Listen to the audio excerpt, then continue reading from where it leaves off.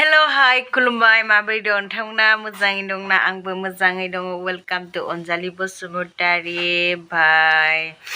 माबागोन आरो एम्फौ फिसाखौ फानगासिनो दिनैबो जिरदों ओमफ्राय गाबोनफोर होगोन आरो जेनेबा बेसेबां मोनखो जों एसेयावनो ओमफ्राय नोंथांमोना नायलांबाय थादों दिनैनि भिडिअ'आबो ससेल' जागोन ओमफ्राय एम्फौ खमायबाय नालाय आरो मोनसे फिसा फिसा दंमोन ना बिसोर देरबाय दिनै मोनदों नोंथांमोना नायलांदों अखाबो हादों ओमफ्राय फुंनिफ्राय नोंथांमोनखौ देखायलांनोसै नायाग्रान डाटा नायनानै थांजोब गोदानै फैदोंब्ला अननानै साबस्क्राइब खालाम लोगोफोरनोबो खोन्थाना हो एम्फौ लानायखौ माबोरै फिसियो दे बिदिब्ला नोंथांमोना नायलांदों थोदो बिदिब्ला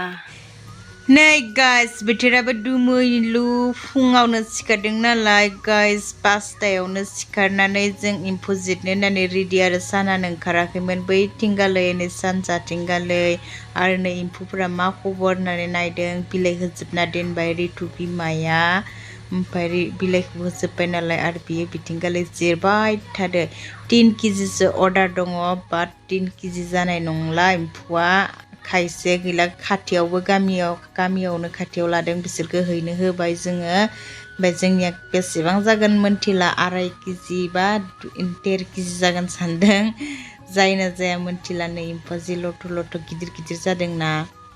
बिलाइखौ मोनजाखादों इसोर गोसो बायदिनो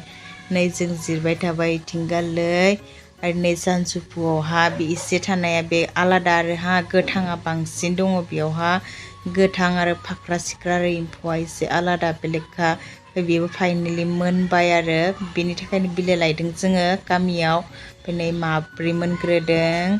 आरो मोननाय दङ नामा बेखौ मोनथिला ओमफ्राय बिलाइ होबासो नुसिगोन आरो नै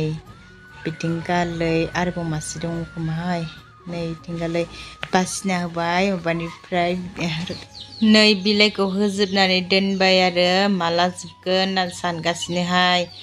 गोदान लानो लुगैबाय आरो जोबनानै बेखौ बायोना इसेबां गेलेबाय थानो लुगैयो नै न'आ बेबायदि जाना दङ एम्फौनि न'आ बिसोरो जाबाय थादों नै गहायनि मादि जादों गिदिरनो मोदोम गोथिखां गहाया जालायनानै थादों गाइस नै दे बिदिब्ला गाइस भिडिअखौ मोजां मोनदोंब्ला साबस्क्राइब खालामना हो लोगोफोरनोबो शेयार खालामना हो नोंथांमोना नै जागासिनो गाइसोरो मोजां मोनदोंबा साबस्क्राइब खालामना हो लोगोफोरनोबो शेयार खालामना अननानै साबस्क्राइब खालामना थां अननानै जल्दि थाबनो